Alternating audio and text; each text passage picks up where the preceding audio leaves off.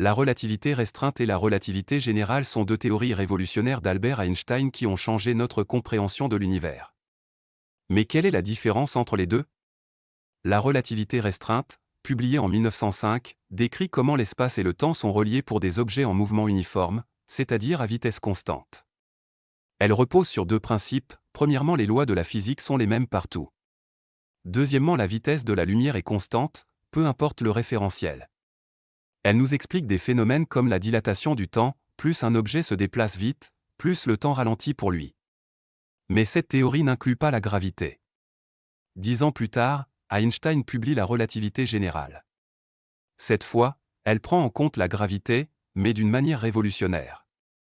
La gravité n'est pas une force au sens classique, mais une déformation de l'espace-temps causée par la masse des objets. Plus un objet est massif, plus il courbe l'espace-temps autour de lui, et c'est cette courbure qui fait que les autres objets tombent. En résumé, la relativité restreinte s'intéresse au mouvement sans gravité, tandis que la relativité générale ajoute la gravité dans l'équation, en montrant comment elle influe sur l'espace et le temps eux-mêmes. Un exemple impressionnant? Les trous noirs. Leur gravité est si forte qu'ils déforment le temps et l'espace au point d'échapper à toute lumière.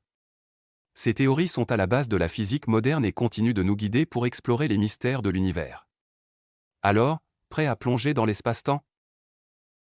Pour aller plus loin et découvrir encore plus de secrets scientifiques, abonnez-vous et restez connectés pour nos prochaines vidéos. À très bientôt.